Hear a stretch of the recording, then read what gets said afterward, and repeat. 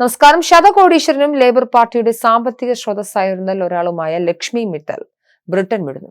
Rachel റീവ്സിന്റെ സമ്പന്നർക്ക് മേൽ നടത്തുന്ന നികുതി വേട്ടയാണ് കാരണം. തന്റെ ഭാവി ജീവിതത്തിൽ ഏറെയും ദുബായിൽ ജീവിക്കാൻ ആഗ്രഹിക്കുന്ന ഇന്ത്യൻ വംശജനായ വ്യവസായി നികുതി ആവശ്യങ്ങൾക്കായി സ്വിറ്റ്സർലൻഡാണ് വസതിയായി രജിസ്റ്റർ ചെയ്തിരിക്കുന്നത്. ഇൻഹെറിറ്റൻസ് ടാക്സ് നിയമങ്ങളിൽ വരുത്തിയ മാറ്റങ്ങളാണ് മിത്തലിനെ ഇങ്ങനെ ഒരു തീരുമാനമെടുക്കാൻ പ്രേരിപ്പിച്ചതെന്നാണ് റിപ്പോർട്ടുകൾ.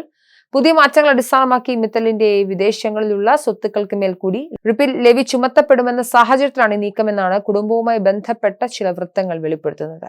ദുബായിലെ എമിറേറ്റ്സ് ഹില്ലിൽ ഇതിനോടകം തന്നെ മിത്തൽ 1527 മില്യൺ പൗണ്ടിന്റെ ഒരു ആഡംബര സൗധം സ്വന്തമാക്കിയെന്നാണ് ചില റിപ്പോർട്ടുകൾ പറയുന്നത്. മിഡിൽ ഈസ്റ്റിലെ ബേവർലി ഹിൽസ് എന്നാണ് ഈ പ്രദേശം അറിയപ്പെടുന്നത്.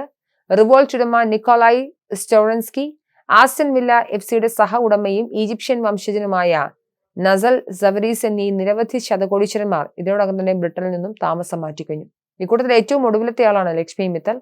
UK ഏഴാമത്തെ വലിയ സമ്പന്നനായ മിത്തലിന്റെ കുടുംബത്തിൽ മൊത്തം 14.9 ബില്യൺ പൗണ്ടിന്റെ ആസ്തിയുണ്ടെന്നാണ് കണക്കാക്കപ്പെടുന്നത്.